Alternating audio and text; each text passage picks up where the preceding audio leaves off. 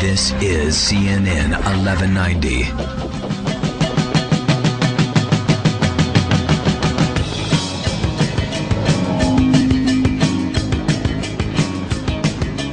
Hang on a second. There we go. Just changing glasses here. Now we're back. Hold on. Okay. I guess I can only stand in this one spot, right? Is that right? I can't move. Welcome back to the Wall Street Shuffle and the Financial Warrior here on CNN 1190 AM here in Dallas. Folks, you can reach us at thewallstreetshuffle.com or thefinancialwarriorshow.com. We're on every day from 3 until 5 on CNN 1190. Nice clear signal. We have a lot of fun. We have a lot more fun than this. Is just one of those challenge productions. They're trying to do PA systems and on air and everything on brand new equipment. But folks, if you give us a chance during the week, I think you might enjoy it. Our next guest coming up is, hold on a second, let me see what we got here. Hang on, here we have Gerald Celente coming up.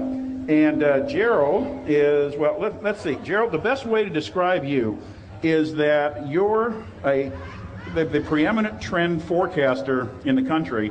And anybody that says trend forecasters are not well regarded, may I suggest that, correct me if I'm wrong, CNN regards you as the finest trend forecaster in the country. Is that not a fair statement? Well, thank you very much. Well, with that as an introduction, all my friends at CNN ought to sit there and say, well, you know, maybe since we do use him as an expert, what I really want the crowd here to hear is your forecast. And folks, I understand this is just one forecast, but Gerald's been accurate about so many things. And Gerald, I'm going to let you tell the crowd both on the air and also here the calls that you've made that have been right. And then I want you to talk about the next 2 or 3 years in this country.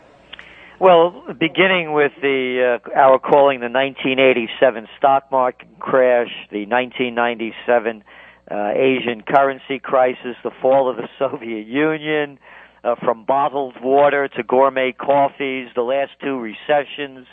In 2007, we predicted the panic of '08 and even took out the domain name.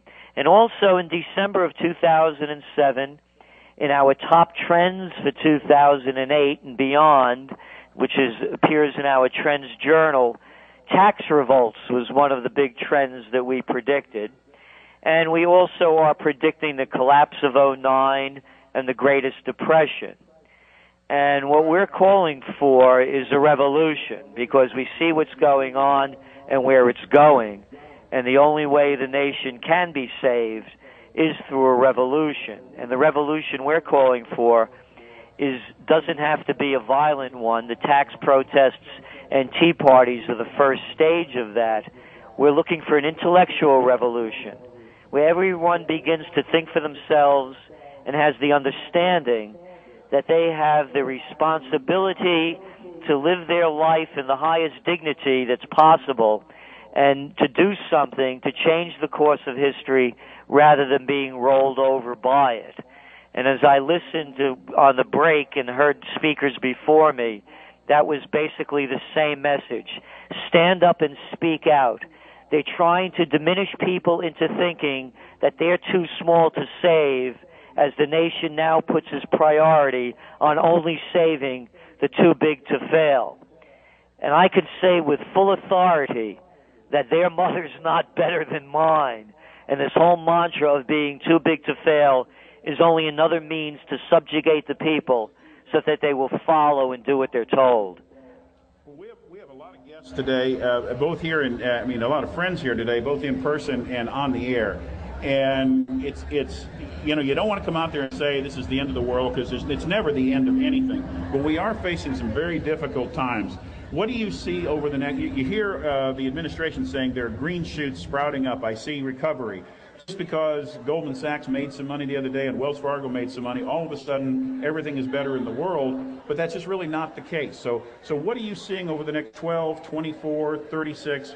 What should our audience expect, and what should they do? Let's understand there's going to be a false flag recovery because of the amount of money being dumped into the system. And as you mentioned so aptly, when you talk about Goldman Sachs and Wells Fargo, the money's going into the financial system.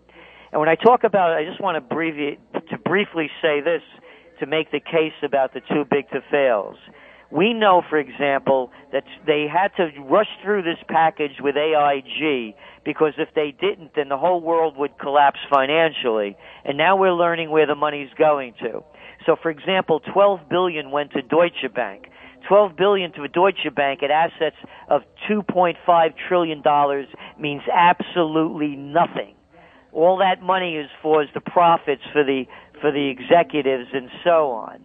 So where are we going? We're going to see a false flag recovery. They're coming out with this mantra, and you so aptly picked it up. They're calling it green shoots, and everybody is